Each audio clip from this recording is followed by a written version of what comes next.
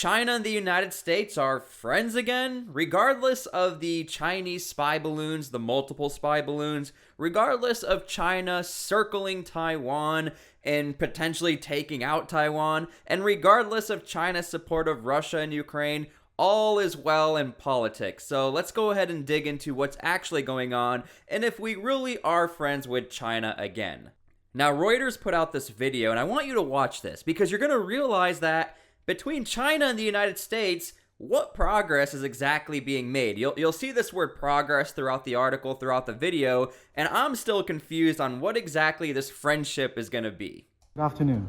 U.S. Secretary of State Antony Blinken met with China's President Xi Jinping on Monday in Beijing, ending a rare and closely watched trip and part of an increasing diplomatic push by the Biden administration. By the way, wildest table I've ever seen.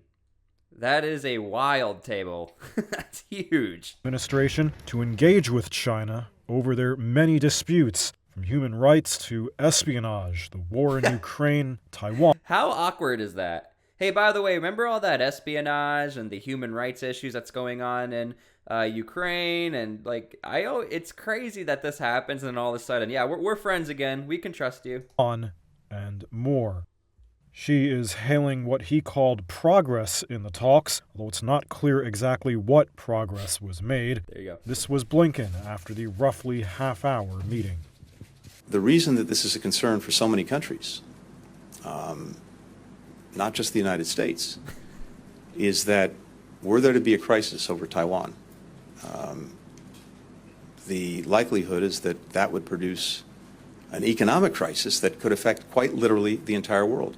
Yeah, don't worry about the people of Taiwan. We're worried about the economy, which is why I think this entire thing is a little insane. 50% of commercial container traffic goes through the Taiwan Strait every day.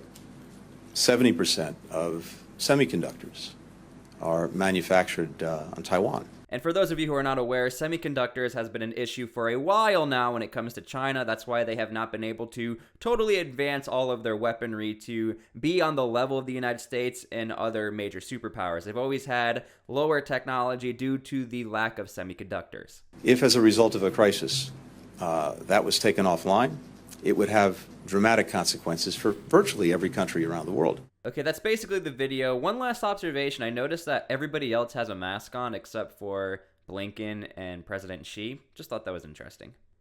Now, throughout this entire article, all we can see is there's progress being made, but again, no one's exactly sure what progress is being made between China and the United States. In fact, China said that they don't even want to open up a door of communication between the two militaries. And to be fair, China said the reason why we don't want to talk to your military, United States, is because you have put sanctions on us. So how can we trust you on a military level to have open dialogue with you guys, and you're not just going to screw us over? Now, this highlighted quote is from President Xi, and he said, also urged Washington not to hurt China's legitimate rights and interest. Now, that's a very bold statement because we all can assume he's talking about Taiwan, but I also think he's literally talking about almost all of Africa, because if you guys are not aware, China is on this massive economic conquest and investing conquest throughout Africa. They're building a space agency essentially in Africa, literally down the road from a major military base. They are building deep warm water ports so they can have more access to the Atlantic seaboard, which would be a massive threat to the United States. And the United States is essentially trying to stop all of this in Africa, while China is saying, we have a legitimate right just as you do to be in Africa, so leave us alone.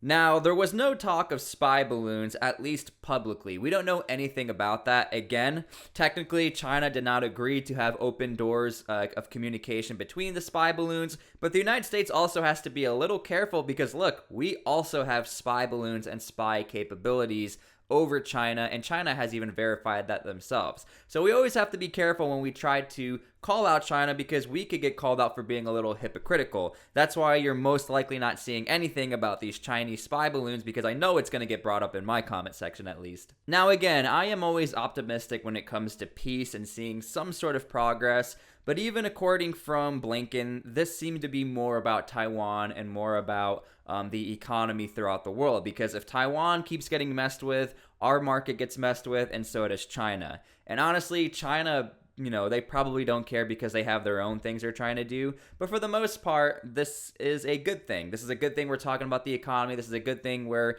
at least having a little bit of progress, especially at this weird, massive table. And it's good to see everybody else is wearing a mask except for the president of China and Anthony Blinken. So anyway, let me know what you guys think. If you guys think that this is total hogwash, if you think this is just a show, or are you on the side of you're optimistic and you think this is a good look?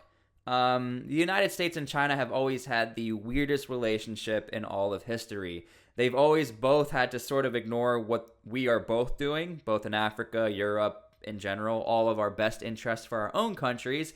So yeah, let me know what you guys think. Leave your comments, likes, all that down below, and we'll see you later.